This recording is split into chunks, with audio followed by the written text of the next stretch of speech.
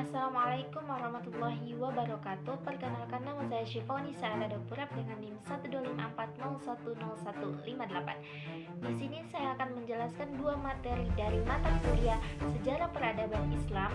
Kita akan membahas tentang dinasti Fatimiyah dan Renaissance di Eropa. Selamat menyaksikan. Nah, sekarang kita masuk ke materi yang pertama, yaitu dinasti Fatimiyah. Nah, dinasti Fatimiyah ini adalah dinasti Syiah Ismailiyah yang berdiri tahun 909 Masehi di Afrika Utara.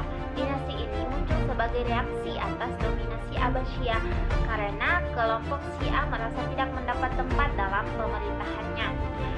Nah, gerakan mereka dimulai dari dakwah rahasia di Afrika Utara, lalu mendapat dukungan kuat dari masyarakat lokal. Nah, pemimpin di dinasti Fatimiyah ini adalah Ubaidillah Al-Mahdi yang mengklaim sebagai keturunan dari Fatimah Az-Zahra dan Ali bin Abi Thalib.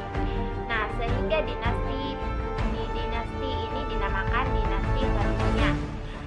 Nah, mereka berkembang menjadi kekuatan politik besar dan berhasil menaklukkan Mesir pada tahun 969 Masehi. Kemudian membangun kota Kairo dan mendirikan Universitas Al-Azhar sebagai pusat ilmu.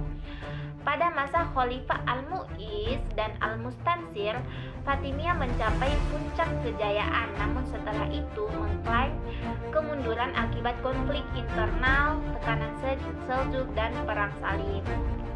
Nah, dinasti ini berakhir pada tahun 1171 Masehi ketika digantikan oleh Salahuddin Al-Ayyubi. Meskipun runtuh, dinasti Fatimiyah ini meninggalkan warisan penting seperti Kairo, Universitas Al-Azhar, seni arsitektur, dan perkembangan ilmu. Nah, selanjutnya kita masuk ke pembahasan yang kedua, yaitu Renaissance di Eropa.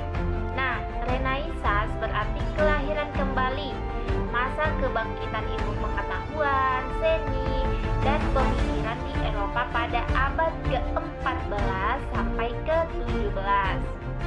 Nah, kebangkitan ini terjadi setelah Eropa menemukan jalur laut baru seperti Columbus yang menemukan Amerika dan Vasco da Gama yang menemukan jalur ke India. Nah, hal ini membuat ekonomi Eropa maju pesat dan mereka tidak lagi bergantung pada perdagangan dunia Islam. Nah, pada saat yang sama dunia Islam mengalami kemunduran karena konflik internal dan kurangnya pengembangan ilmu. Padahal sebelumnya ilmu pengetahuan Islamlah yang membuat Eropa memasuki masa Renaissance menghasilkan kemajuan besar dalam sains, teknologi, seni, dan melahirkan kekuatan kolonial Eropa yang kemudian menguasai banyak wilayah Islam. Nah, jadi dinasti Fatimiyah dan Renaissance Eropa menunjukkan bahwa perubahan besar dalam pusat kekuasaan dan peradaban dunia.